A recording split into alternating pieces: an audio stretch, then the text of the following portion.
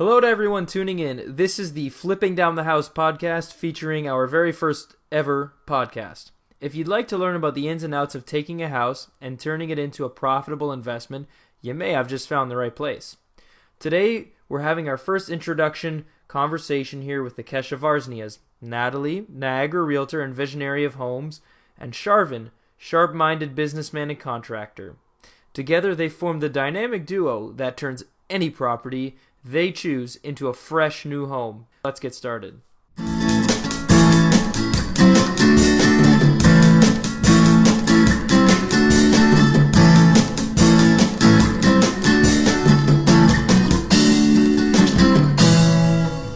So just tell me a little bit about yourself. How did things you grew up with sort of affect your modus operandi? Like how you go about flipping homes and stuff like that? My mom's an interior decorator, so I grew up with it my whole life. Renovations and interior design, and that kind of is where I get my passion from, and my skill is just learning. And what about you, Sharvin? How did you get into this? I grew up, my parents were pretty supportive with going into business for yourself, and I always knew as a young kid I wanted to do something. And you owned your first company when you were 14. A lawn cutting company. Yeah, I employed the local kids in the neighborhood. You ran the business, you ran town. I used to sit at the local Roy Rogers, which is like a McDonald's in the States, or used to be anyway. And all the kids would come by and tell me that they've mowed their lawns, and I'd pay them, and I'd spend the afternoon sitting at Roy Rogers collecting the money. That was my first experience, but yeah, lots of learning. So where did you guys go to school, and after that, how did you meet each other? I went to school, St. Lawrence College in Kingston, and I lived there for about 6 years, and I moved back in 2006, and I met Sharvin 4 months later in October. Yeah. He asked me out for coffee. Yes, and I didn't even... You still lived in D.C. I lived in D.C. I didn't even drink coffee, but I was looking for an excuse to go out. But yeah, I was living in D.C. I went to school down there. I have a BA in business, and my major was international business. And yeah, we met, had coffee, and then started coming down to D.C. Every couple months or so. And I did, yeah.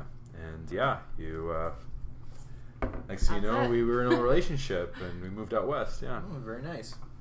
All right. So then from there, you told me you used to work as a lab technician, right? And you found it wasn't so much for you. Yeah, I enjoyed the work. I just didn't enjoy being in a hospital, in a basement. Yeah, it just wasn't me. Mm-hmm. So doing interior design, it doesn't work for me at all. It's fun. So why did you choose real estate, and how did you get into flipping houses next? Sure. So in 2009, me and Sharvin bought our first home, and it was a complete reno top to bottom, and that's kind of where it all started. We did that ourselves. It took us 6 months, and we renovated the home. And then after that, it just kind of started progressing. People were calling Sharvin to do renos, and I was helping with design, and always getting confirmation from my mom, of course, and it kind of just continued from there. And then I decided to get my real estate license. It just seemed natural to add that to our business. So you had the interior design experience, and you wanted to learn. You took advice from your mom, and then you had the reno experience. So if I may ask, how did you get into the reno industry? Well, actually, it came out of need. When we bought our first flip was an attempt to buy our first home, and it turned into a flip because the home was unlivable. So we did a lot of trial and error. We read a lot of books. We're fortunate enough to meet a lot of good trades that pushed us in the right way. But our first house, which we flipped, which we still live in today, was really how we got started.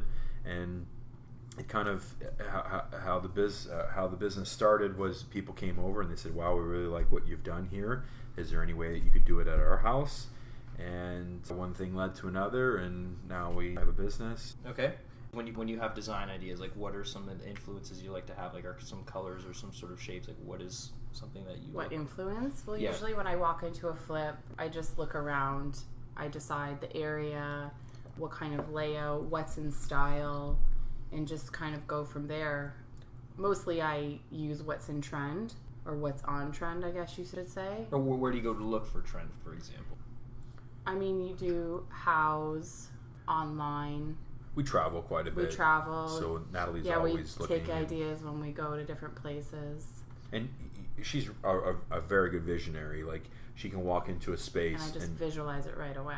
and really create it. And the beginning, it was really hard because she could visualize it, and I would, maybe question it in some ways because I couldn't see what she was seeing.